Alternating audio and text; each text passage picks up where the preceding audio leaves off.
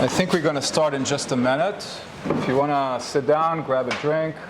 This is going to be a hard conversation, so the more alcohol you have with you, the better it's going to be. Are we going to take a quiz afterwards? Only if you want to. What was the question? We'll see if you can take a quiz after 3 drinks. How's that? Good. Are we good?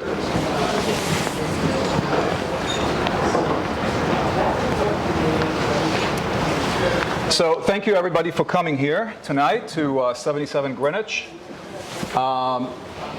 There's always an ulterior motive with discussions like this, right? We represent a project, we want eyes on the project, we want you to get impressed with the sunset that we've arranged for you and the amazing food and all of that, and we want you to bring your buyers. So there's always that, right? The exposure to the project, which we're representing. My name is Shlomi Reuveni. I'm the owner of Reuveni Development Marketing. We are partners with Christie's, and we represent this project, 77 Greenwich. We're sitting in a penthouse here that we recently launched to market. This penthouse is about 3,500 square feet. This apartment is listed at just shy of $10 million. The building is incredible, and you should come when you get a chance with your buyers. And enough about the project. I just want to introduce a couple of different people. Pietro, right here, he's the CEO of Artefacto. Sitting on his furniture, right? The furniture that you're sitting on and admiring. An incredible company that produces amazing furniture. And we're very proud to be working with Artefacto, and we're very happy about the process that we've had here in terms of furnishing this unit. Thank you so much. This is the esteemed brokerage community, and I'm sure they all have business for you, and I'm sure they can all benefit from your furniture. Absolutely. Kael, does everybody know Kael? I'm going to let Kael introduce himself. There's a reason why I chose Kael to be here today. We know many people in the industry. We could have had many different people here, heads of companies and top brokers, etc. But I picked Kael for a reason, and that's because when I was an agent, I couldn't get any information on new developments. Right? The big companies always kept the information. They kept data and they kept numbers, and they wouldn't talk about what sold and what didn't sell. They didn't tell us anything about pipeline. And I had to be like a hunter to get information. That was a long time ago. I'm kind of dating myself. The environment is very different now. There's a lot of technology and information out there, and you can get a lot of information on new developments. But no one in this industry, and trust me when I tell you this, knows more than Kael. So you're here to hear what Kael has to say. I'm going to be asking him a lot of different questions. And hopefully the information that you get here tonight will be helpful to you and to your buyers and to your business. Kael, you want to say a few things thank you about your company? Thank you, Shlomi. So it's Kael Goodman. Company's called Marketproof. We're primarily a software company. We started in January 2021, and we focused initially on new development data. So we're sitting in it, right? This is what we focus on. We are a software company. This is my partner Ning sitting over here. He does all the magic. I just do the talking. And so, we have just an enormous amount of information at our fingertips. Our goal is to make that information available to you guys in a way that's easy to use and actionable for you in your business. So what I passed out for you guys in your hands, just my quick sales pitch. This is a simple market report. And anyone who is a customer of Marketproof can make a report just like this one with your name on it. The computer writes the copy. The computer makes all the charts. You can pick new development. You can pick condos. You can pick luxury. You can pick co-ops. You can pick townhouses. You can pick Brooklyn, Queens, Manhattan, any neighborhood you want, and it'll spit it right out for you with your name on it. You send it out to your clients. We also have newsletters, content, and social content, and a vast amount of other stuff that you can use for your business. So we have many hundreds of customers at this point. Shlomi is one. There's a few others here from Element and from Maclo and One Wall and some others. We service many developers, brokerages, individual agents, banks, insurance, title, legal, everybody across the business. Our focus has been exclusively on New York since we started in 2021. But in the coming weeks, we will also be adding Florida, pretty much the whole state except for the Panhandle.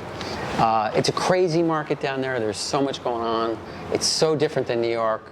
And so for anyone who's doing both markets, you'll be able to access all of that through Marketproof.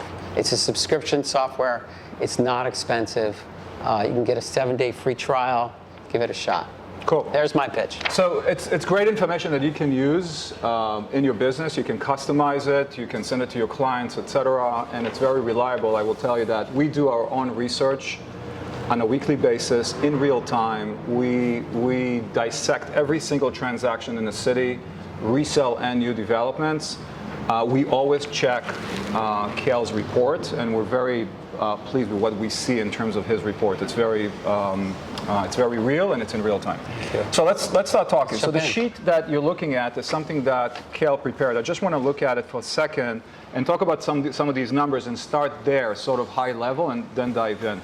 So it says here that Manhattan new developments, you're looking at the number on the right side of 5,049 total new units.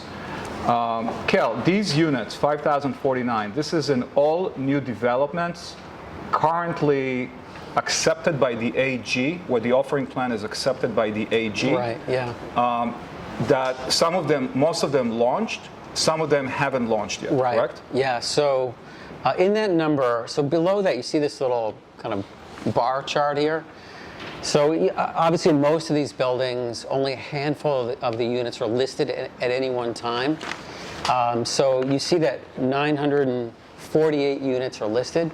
Right, if we were talking about resales, that would be the full inventory of resales in Manhattan. But we're not talking about resales, we're talking about new developments. And so in new developments, there are many more units that are built legally available for sale that haven't been listed yet. And so that's what the rest of that number is, the 4,101. Okay, and that's just for Manhattan? Yeah, we're just talking about Manhattan here. If we were talking about the whole city, the number right now is like just north of 10,000 units. Okay, so let's focus on Manhattan for now. So 5,049 units, out of them 948 apartments on the market, active, listed on Street Easy. Everything else, it says shadow. I don't know if everybody understands shadow, but if it's this building, for example, has about 90 apartments in it. We're about 60% sold, and we have maybe 10 units online, right? So we may have another 20 apartments that we're not showing. That's considered shadow. Yeah. If a building has been approved by the Attorney General, right? So every condo needs to be approved by the Attorney General before you can market and sell, correct? And it hasn't launched yet, that's considered shadow as well. So there's a pipeline here of 4,100 apartments that need to be absorbed all over the city, different price points, large-scale project, small-scale project. In other words, you can have a building that's 5 units or a building that's 500 units, right, throughout the city. The absorption of these units, what's the timeline to absorb 4,000 new developments? Yeah, good question. So if you see here in the middle, it shows that the number of sales in September, so this is contracts, right? So we count the number of contracts because that's the current absorption rate. We don't wait for stuff to close, we take the contracts. So at 141 units, you take 5,049 and you divide it by 141, it's like roughly 3 years of inventory. Okay, and what's the absorption of new development? So you got 4,100 units coming in. How many get absorbed like on a monthly basis by way of new developments? So what's really interesting about what's happening in Manhattan right now is the number of units getting sold and the number of units coming on the market for like new projects is roughly equivalent. So that number that you're seeing of like 5,000-ish is pretty stable right now. It's not, it's going like this a little bit month to month, but it's pretty constant. We all know stuff got expensive, cost of capital, cost of construction, a lot of uncertainty. So the amount of new inventory being developed really diminished. There was a period of time where there wasn't a single offering plan in Manhattan of greater than 100 units. Greater than what? 100, not one. Yeah, there's existing product, right? Larger scale buildings that are on the market, but there was nothing new. And so what you're seeing, like you have the project on the west side now, the Zeckendorf. On Clarkson. Everybody knows that project? 80 Yeah. Clarkson, the So Zeckendorfs? So that's a larger scale project. I don't remember. Anybody remember the number of units off the top of their heads? It's not Huh? $1 billion sale. 100. It's in the hundreds, right? So No, it's 100 units. it's over 100. It's 100 units. Slightly over, but Okay. around there. So that's, there's a handful of large-scale projects, but by and large, it's pretty small stuff. And if we were to talk about Brooklyn for a second, there's many more projects, but they're all much smaller. You have Bergen right now, which is selling very well, which is, anybody know off the top of their heads? 80 units-ish, if I remember correctly. 322 Bergen? Yeah, Yeah. something like that. 100, yeah. So in Brooklyn, you just don't see a lot of big projects like that. The big ones in Brooklyn are pretty well sold out at this point, like 11 Hoyt and some of the others. So it's really small stuff in Manhattan and Brooklyn. Right. So on a weekly basis, we track numbers on a weekly basis, and we see an average goes up and down maybe 5-10% on a weekly basis, an average of around 400 million, 350 to 400 million dollars in sales in Manhattan every single week, right? In Manhattan, not including Brooklyn, not including the boroughs, and this includes all resales, all condos, brownstones, townhouses, etc. And so that number, what is roughly the percentage of new development transactions Of the total? versus the total of sales on just a weekly or monthly Just in basis? Manhattan. Just in Manhattan. I love this stat. So co-ops, right, are still the vast majority of sales. It's just over 50% still.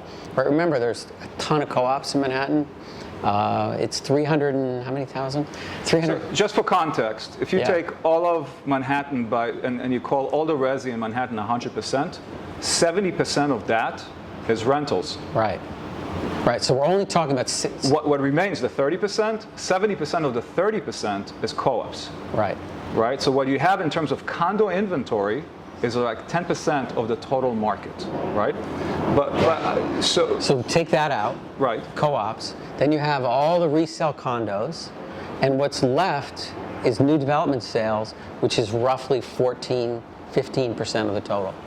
Hear that, right? So with all the talk about new developments, and everything is about new developments, right? When you look at the Ocean Report, for example, like on a weekly basis, I don't know if you guys track it. If you don't, you should. A lot of the big sales are like new development sales. New developments has always been like the sexy aspect of the business, right? Everybody wants to do new developments. Everybody wants to put their name on it. There's a big, noise about it. All these developers, the real deal, It's only 14% of the total sales in the city, but it has a massive impact on the city, right? Also on resales.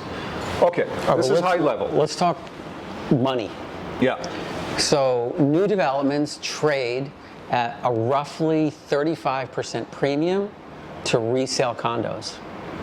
And then resale condos trade at like a 30% premium to resale co-ops. So you have, yes, it's the smallest piece, but it's the cream on the top. Let me play devil's advocate on that, right? That's correct, and it's always been sort of a formula that new developments get a premium of 25 to 30% more than resales. And when you look at a comp, when a developer comes to us and says, look, I'm going to build a building right here, and I see that building across the street, that's a resale building, what's the comp over there? Mine should be about 30% higher, right? That's probably true, but when you look around the city today, there's a lot of inventory that's sitting on the market, unsold, in new developments, that is not necessarily trading at much higher numbers, or at least these percentages, than resales across the street. Right. Right? Why is that? You go for it. I mean, when you price Because this not stuff, every project is the same. Right. Right? There are projects around the city right now you could see that have been around for 5, 6, 7, 10 years, and they just haven't sold. Now, why haven't they sold? Maybe the project is too big, maybe the project is too expensive, maybe the location is just not the right one, maybe the design is very dated. I see where you're going with this. Yeah. So, I mean, look, guys. You have winners. Like right now, 520. 520 Fifth Avenue, great Avenue. example.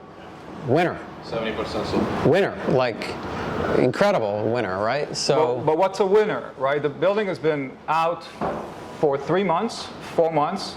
It's 70% sold on paper. Now, when we talk to developers today, our line, because of COVID, because of what we experienced in the past few years, is always, and when I say our line, it's really the new development language, right? You can't sell on paper. We learned that people don't want to buy on paper.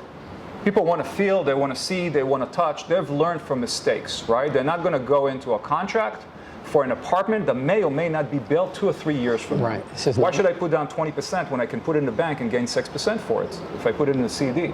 Why should I take that risk, right? 520 is a great example of a building that's done extremely well.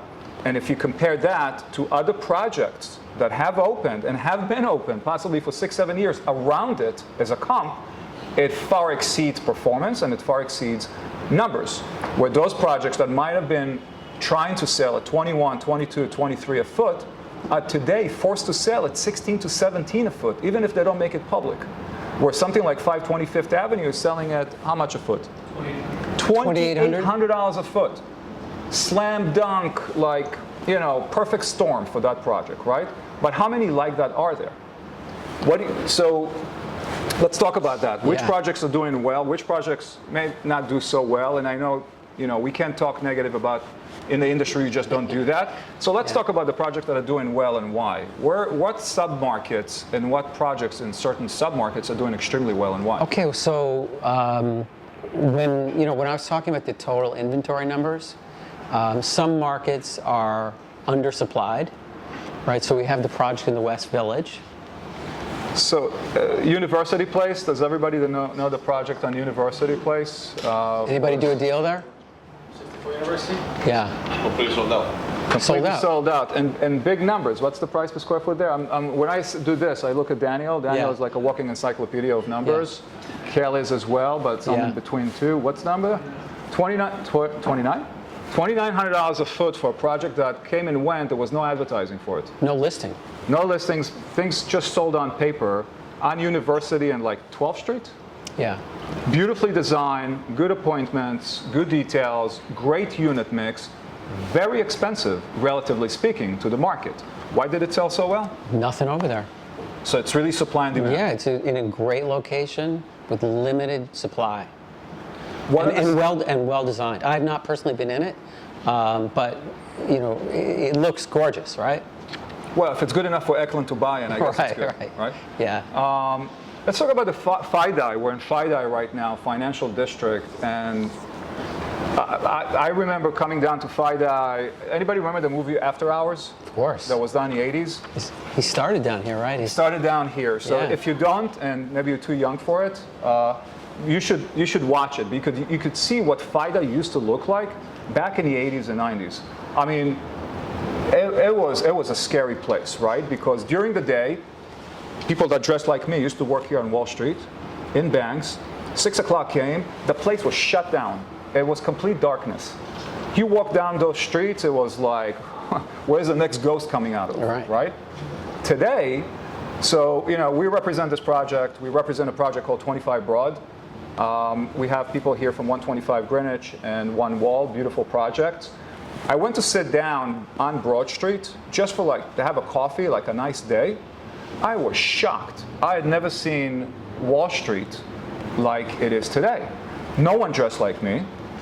All are very cool, very sexy, good-looking people, apparently living there. Because Whole Foods opened up, and I see them going home with Whole Foods bags, and they're walking their dogs, and they're working on laptops. From there, it's like a cool neighborhood. It used to be, you moved down here back in the 90s and 2000s because you couldn't afford to live anywhere else, right? So you came down to Wall Street. It was either that or moving out to Brooklyn, right? Now today, you can still find a resale in Brooklyn for $1,000 a foot or $1,100 a foot, but in a much better neighborhood. And when you look for new product, you can find 125 Greenwich, you can buy in one wall, you can buy in this building. It's a completely different environment, right? But that's today, right? Yeah. And we're seeing a lot of changes after COVID. But what's like the pipeline? What's the future of FIDI? Massive transition from office to residential. It's thousands of units. There's a couple of projects of over 1,000 units each, rental units. I think the number is between like 4,000 and 6,000 additional rental units. There's a couple of condos. It's in the hundreds of units. And there are more conversions coming. Plus, there's the X factor, which is the two World Trade Center buildings, which haven't been built yet. It's 2 World Trade. Somebody help me out here. 4 World Trade. 5 World Trade and 2 World Trade aren't built yet. Is that right? So these are 2 more massive projects that will bring thousands more people down here. There's also Google, right? Google bought a building for $2 billion across the street from Clarkson, right? Across the street from Pier 40. the new project there. And they're moving a lot of employees from the West Coast. I mean, it's like, what, 10,000 new employees, I think, in that building.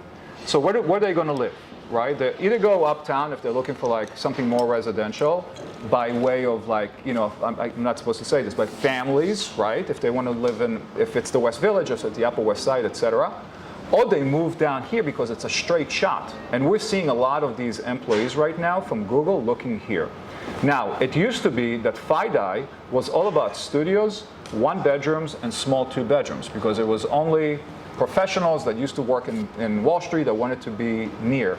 But a lot of these people moved in a few years ago. They hooked up, right? Now they have partners, they may have kids, they love the neighborhood changed a lot, and they want to stay here. So now the demand that we're seeing is for larger apartments as well. 3 bedrooms, 4 bedrooms, but still much more affordable than if you went uptown. So it's still a value proposition here, and you're obviously getting all this, all the waterways, all the parks, all the transportation, the views, etc., which apples to apple, you can't get this possibly in other parts of Do town. we want to talk price per foot Sure. down here versus? So yeah, I mean, price per square foot, look, for, again, like I said, resales here, there's plenty of resales, and you can get an amazing apartment in a full-service building with low maintenance fees and low taxes, swimming pools and everything, for like $1,000 to $1,200 a foot, right? A lot of these were conversions back in the 80s and 90s and early 2000s, and you're dealing with office buildings that turned into resi. So you get studios for like 1,200 square foot studios, where you have 1,700 square foot 2 bedrooms. So very large spaces at very affordable prices. Now, some of the new product, this building, for example, we have apartments here that are listed under $2,000 a foot, right? We sold out of our 1 bedrooms. Huge demand for 1 bedroom apartments from people in the neighborhood, investors, 1031 exchanges, parents that are buying for their kids. And we've been seeing a lot from Midtown East and Midtown West coming down here comparing value. So there's still a lot of value to get here. What about Midtown East? What do you think about that versus like, the portion between, let's say, 23rd Street all the way to 59th Street by way of new projects, pipeline projects? Are you seeing more product there coming in? I can't. I don't know off the top of my head, but the Midtown area is the area where people really want to be the most, that are fetching the best numbers. You take the stuff on the Naphtali stuff uptown. Those are the really the premium locations right now. So we've seen some of, Naphtali is an example of a developer who's done very well with projects recently. Sort of, they have a perfect formula for designing, for architecture, for interior design, for unit mix, for floor plans, for amenities. They involve Port Cochere many of the times. Oh. And they truly build buildings that are very unique and very special. Premium by way of prices and price per square foot, but they sell very well. Right, I'm not sure if you're aware, but they did a building on 2 buildings on Madison Avenue, right, in the 80s that sold extremely well. They're currently doing a building at 77th Street on the east side, which I'll talk about in a minute, and a building on the Upper West Side that's breaking records by way of price per square foot for condos. And the reason is why, right? And It's sell your townhouse, move into a condo.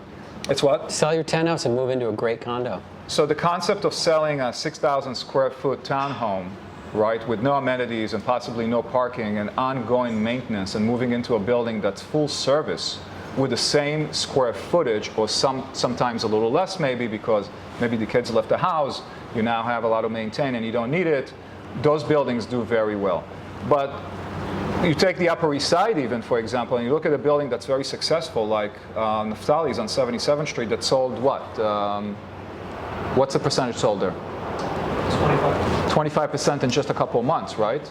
On paper, so that's a pretty good number. But there are other projects on the Upper East Side that are not moving so quickly.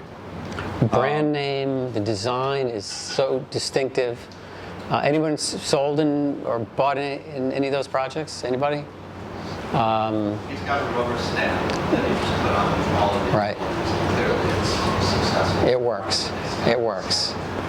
Yeah, Robert Stern is an architect. That's the product. It's hitting it right on its target. So that's a formula that works very well, and But I haven't sold it. Do you want to ask the people that are in the hallway to kind of come in over here? guys, you want to come in? There's more seating here.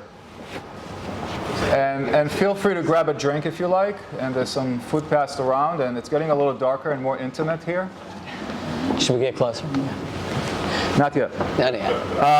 Let's talk about a couple of other things. So what's the pipeline just in general in Manhattan for new developments? Because during COVID, there was sort of a pause on new construction, and that was because of price of land, it was because of construction costs, it was cost of money. But it seems like that appetite to build, even though money is still very expensive, is definitely different today than it was 12 months ago. So Yeah, it's loosened up a little bit. I mean, as I said, it's still very low numbers compared to 2010 to 2019. But there are projects popping up. Really the key thing is the land. You have to get the land at the right number. If you can do that, then you can build a project. If you can't get the land at the right number, then it just doesn't work. And so in Manhattan, the project has to be big enough to support the cost of that land and the cost of construction. It can't be too big, right? And kind of the number I like to say is, like, it's got to be under 200 units, because the cost and time to sell becomes really prohibitive in the current market. So there's a sweet spot in there, and if you go on to Marketproof, you'll see some of these buildings starting to pop up. So let's talk about numbers. I'm going to run it by you, just like a bank does, right? And I'll do it fast. You buy land in a city today to develop. The determination to buy the land or not really depends on how much you can sell it at the end of the day, right? Now, if the project is a 20-story building, it's one thing. If it's a 40-story building, it's another thing, because the cost of construction goes up due to the fact that you need to have a taller building that sways a little more, your walls need to be a little thicker, your core needs to be thicker, you might need another elevator, etc. So that affects your construction cost. If you build a super tower, I represent an apartment at 217 West 57th Street. That building is 127 floors, right? And I have the penthouse that's $150 million. It's the most expensive apartment in New York. To build a building like that, it's a very high price tag on construction, and it goes up in a crazy way. What's the price per foot up there? I think it's about $12,000 a foot, if I'm not mistaken, around that neighborhood. But who's counting at that point? For an apartment for $150 million, you're not looking at how much it is per foot. But if you buy land today in a city, development land, on average, for something that's mid-block, something where you can build about 70,000 square feet, would probably cost you about $450, $500 a foot. If you can sell at $2,000 a foot, if you can only sell at $2,000 a foot, it doesn't make sense to buy the land. Because if you buy it at $500, construction costs for a 20-story building, about 100,000 square feet, is probably going to cost you like $650 a foot. You're already at 11 to 12. right? And then there's soft costs and there's cost of money. Your profit at the end of the day is minimized. Now, if you can build the same building and sell it for $2,500 a foot, then obviously your margin of profit grows, and it's a good deal. The magic here is to buy land.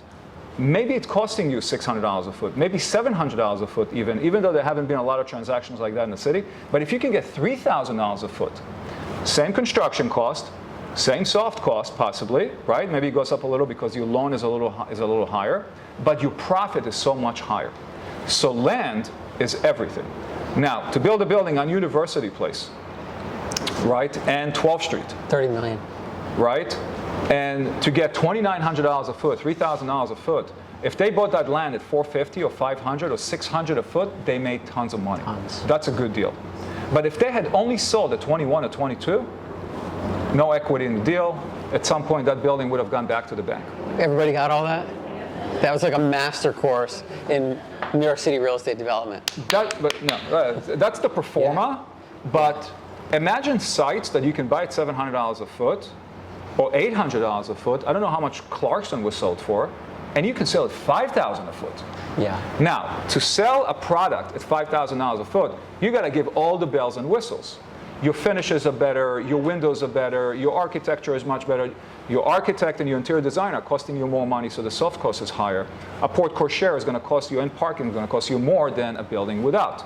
So your construction cost goes up, but how much up, right? Let's say construction cost for a great building is $750 a foot. And to build an amazing building, it's $1,000 a foot. And you paid $700 for the land. And soft cost is another $500 with cost of money. If you're at like 2021, 22, and you make $4,000 a foot sellable, you're in the money, right? That's exactly the formula today. And what's changed is the cost of money. It used to be for a developer that you could get a construction loan 3% to 4%. You can make money on that. You can make the pro forma work. If the construction loan is now costing you 8% or 9%, it's very difficult to pencil out a deal. Now, we used to have 421A tax abatements that helped us out with expenses, right? What's the status of 421A? Trouble. The political, you can probably do this. No, you go ahead. Just the politics around all this has been really tricky. 421A expired. There's been various attempts to bring it back. But you know, in New York, we have a very, how do I say this non-politically? There's that aspect of it, right? That, you know, not in my backyard. But also there's just, you know, a huge reluctance to build and to give benefits to rich people, to developers. And so all the push has been towards affordable housing. Right, our mayor, unfortunately, is in a lot, he's not very effective right now. He's lost almost his entire team. So you can imagine that right now it's really hard for him to get anything done. But we can hope, right, that there's going to be new incentives, that the incentives will come around, that the governor can make some of this stuff happen, and that there will be more tax incentives to get more product built. Tax incentives to build product built at what level? So are we talking about affordable housing, or are we talking about houses for the rich, like we trade every day here, right? Even at $1,600, $1,700 a foot, which is a pretty good number for a brand new product, you know, an apartment that's 2,000 square feet, it's still $3.2, $3.4 million. That's not, is that an affordable now? Is that called affordable today in the city? Or are we talking about housing that's missing that really affordable housing for people that can't afford these type of prices? Anything market rate, either in terms of selling or in rentals, is not affordable. If it's affordable, it means it's indexed off of the, what's the, help me out here, the, what is it? EMI. Yeah, that, the EMI. And so the thing that is really needed in New York is that. AMI stands for average median income. So when you build a building, let's call it 100,000 square feet, the city used to give you a tax abatement where you benefit from the savings of tax. The tax went on for 10 years, 20 years, 30 years. and a portion of the building was for an affordable buyer or tenant. And the way they qualified who can apply for such an apartment was by average median income in the neighborhood. You try to pull from the neighborhood people that live in the neighborhood that otherwise could not live in buildings like this, who made a certain amount of income, either below or under the certain qualifications, who could live in such a building.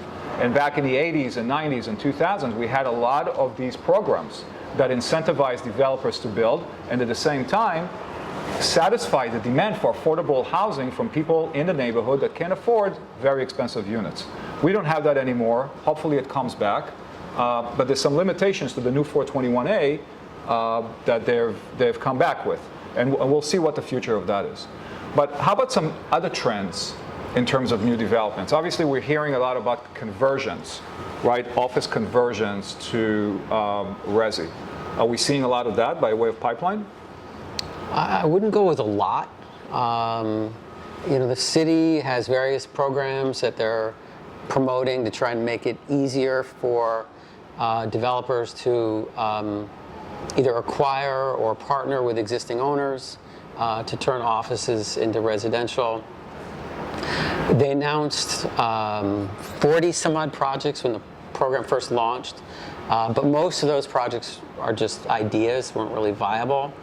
So the number of projects is really very small as a percentage of what's needed. It's still thousands of units. In any other city, it would be a lot. But right, we've all heard about like the floor plates are too big. You can't. There's no plumbing, right? Because they were offices. There's only a bathroom. The cost doesn't work. So it's really, very, very few. There's one here in FIDI that's the biggest one so far, which is 565 units, right? One Wall Street. Oh no, just for conversions, yeah. And there's some rental projects, as I said, which are over 1,000 units, and a couple of them here in. Pfizer building will be 1,500 units. 1,500 units. You have 50. What's the one on Water Street? 55 Broad. 55 Broad. 160 Water.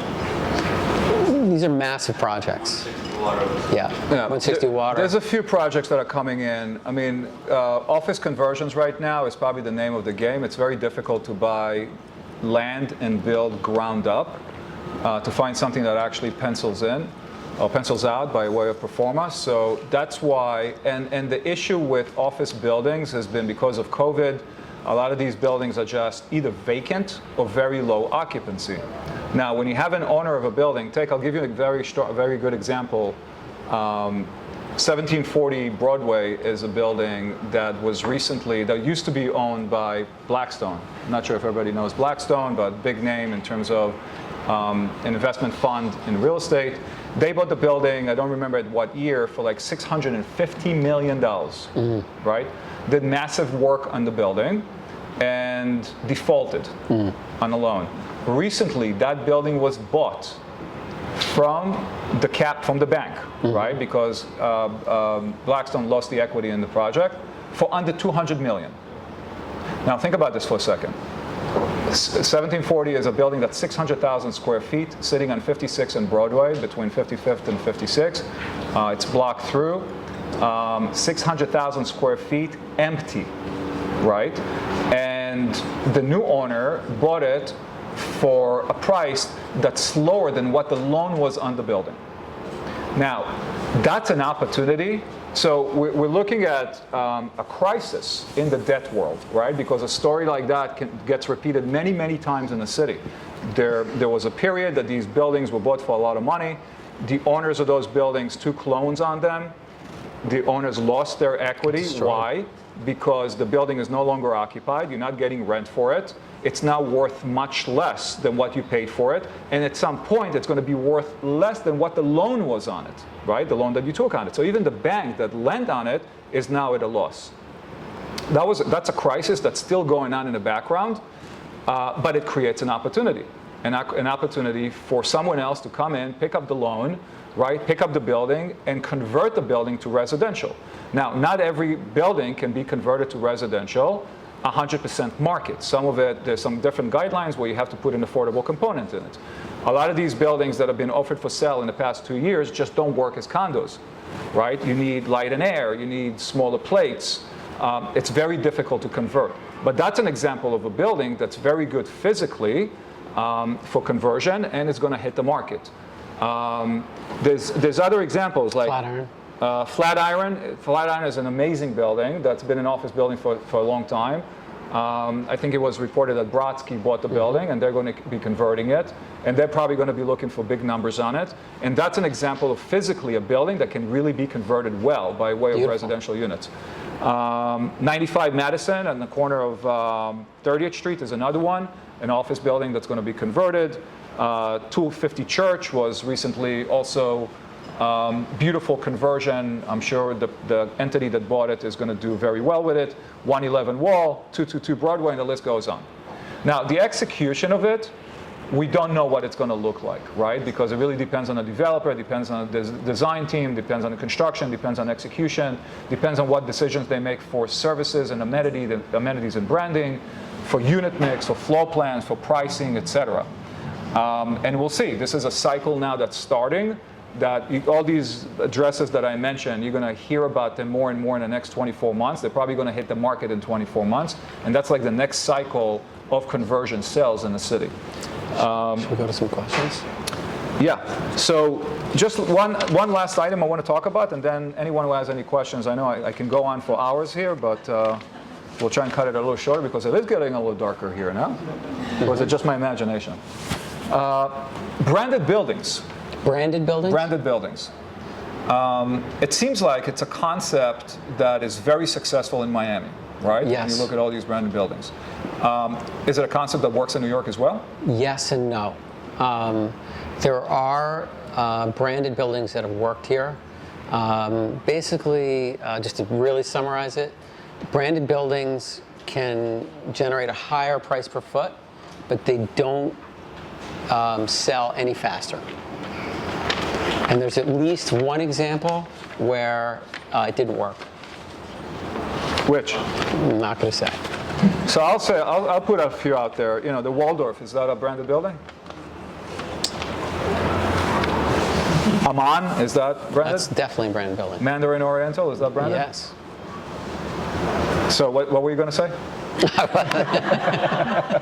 That sometimes it works, sometimes yeah, sometimes it it works. You know, I mean, Miami is so different than here, and everything's the branding is what's happening down there. There isn't so much opportunity to brand here. There's a handful of them. It's New York. We're not as brand conscious here maybe as they are down there. You guys think that branded works? Branded buildings work? So I'm actually from Miami, and kind of the reason why they do all of those branded towers in Miami is because it's a way for the brand to hold the developer accountable. Because usually what was happening before was that the developer was selling you gold on paper and then delivering, not that. So when you put the brand component in it, like Aston Martin, for example, which I did all the staging for and all the units there, they'll pull the name and then all the sales drop if they're not delivering exactly what they say. Really? Wow. Cool. Yeah, so that's why it kind of works in Miami. I actually have a branded tower going up as well in the harbor. So that's kind of the reason that everyone's been doing it. Has anyone sold in those buildings that I mentioned? Baccarat, for example, that's another branded building. Surrey, yeah. Surrey Hotel is, from what I understand, is doing very well. And how could you not, right? Yeah. I mean, probably the best location on the Upper East Side. As long as you apply really good judgment and decisions on design and appointments, etc. I think it just sold the penthouse for like $24 million this past week. Last week. Armani on Madison Avenue and 65th, 66th Street. Now, that's an example of a building that never hit the market really by way of marketing. There was no marketing for this. It was done very quickly and it sold out. And again, how could you not Small. in a location like that? Boutique, very high-end, good 10 ceiling units? height, good architecture, etc. How many units? I think it was 12 units, 12 units? all in. Okay. Questions? Yeah. Any questions? I hope this was somewhat informative and Big picture stuff. this information can help you out in your business. But any questions about new developments? You have some questions about branded residences. And typically with new construction, it has a hotel component, and so the management makes you feel like you're living in a hotel or a condo. When you're doing conversions, do you think branded residences would work equally well?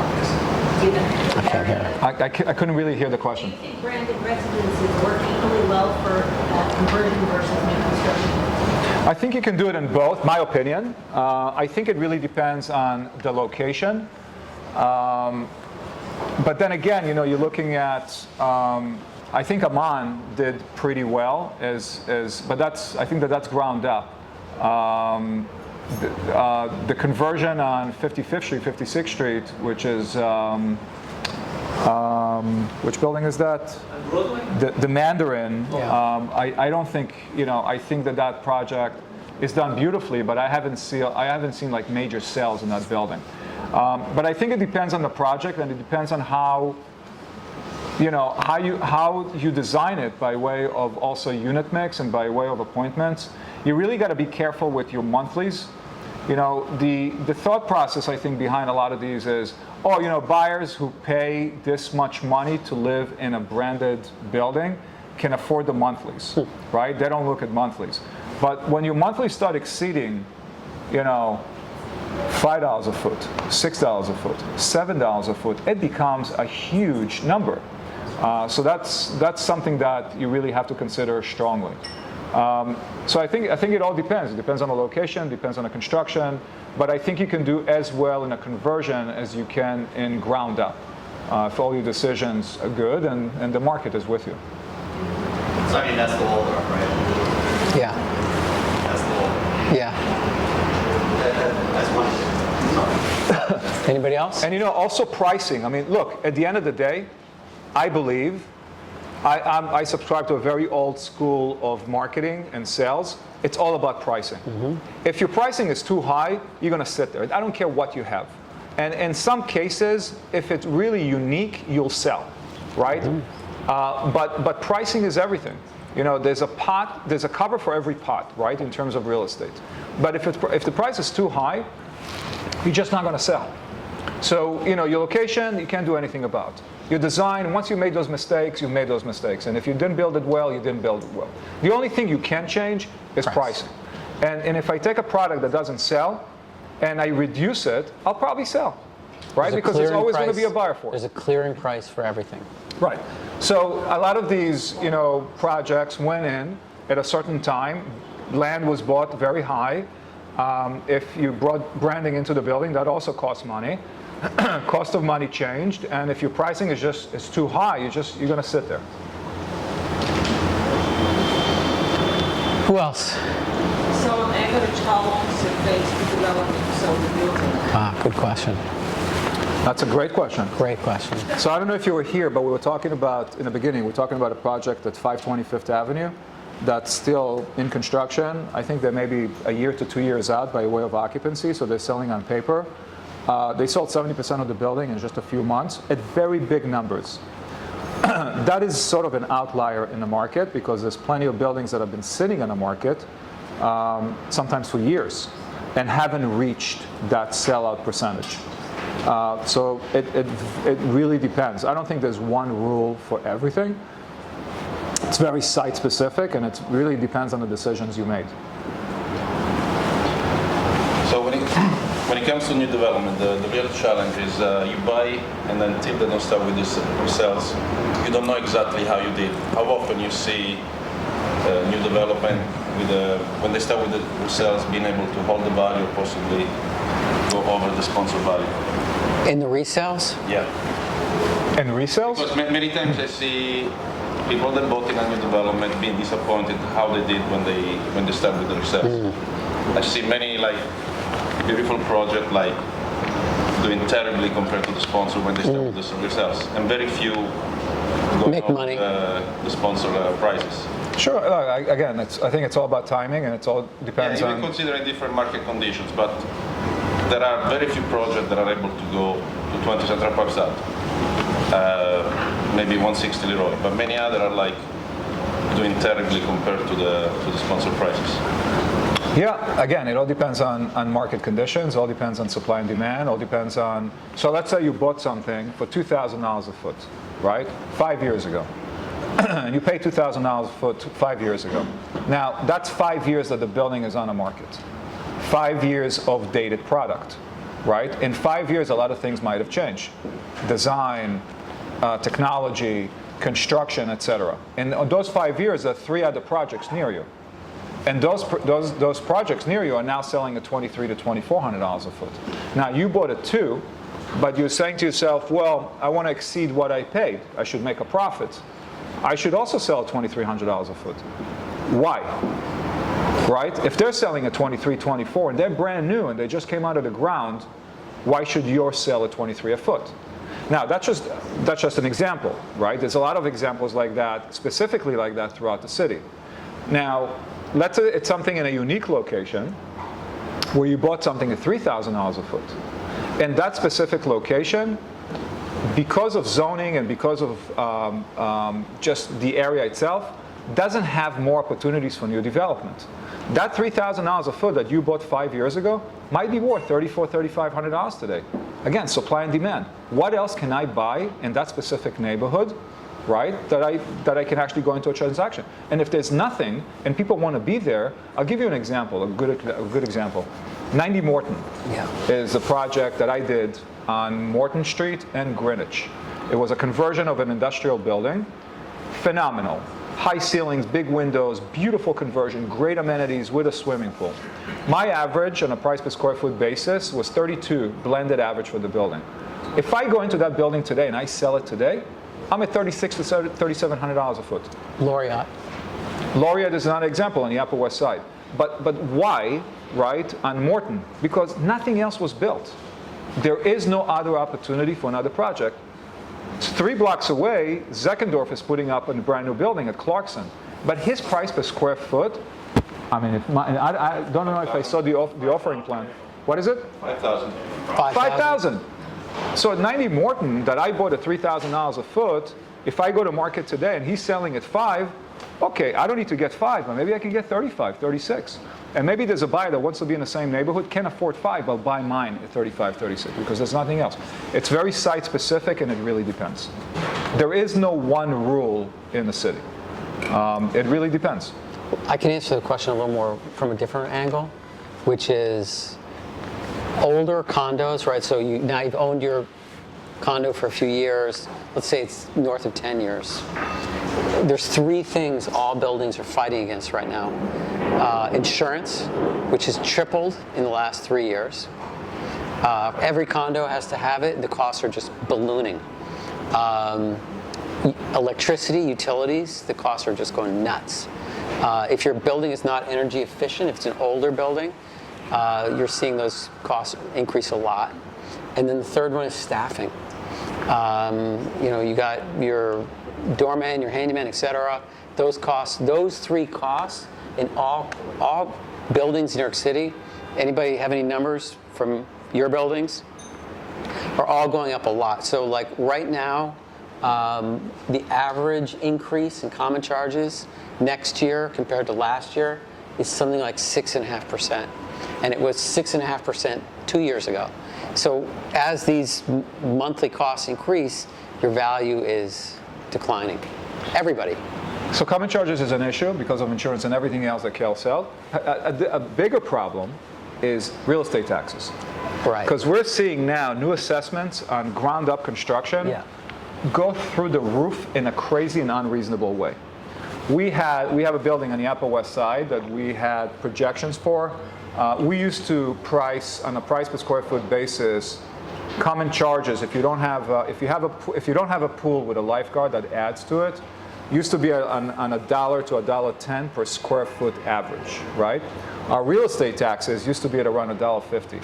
We're now looking at real estate taxes at like $2.50 to $3 a foot just for real estate taxes. That is crazy numbers. I mean, crazy numbers. It is what it is. It's an assessment by the city. But that is a much higher number. We used to price buildings, project like common charges and taxes under $3 a foot, right? So if you have an apartment that's 2,000 square feet on a monthly basis, you'd like $6,000 between common charges and taxes. We're now seeing numbers at 9,000. It's incredible, right? That is just an unbelievable increase, right? So that just goes It's not into apples to apples. That's the problem. right. So that goes into some of these considerations as well. Now that's not something that the developer can do anything about. That's just the city and the way things are being assessed. It's your vote. All right. All right. Thank you, guys. Thank you, everybody. Sorry. Tour? Tour?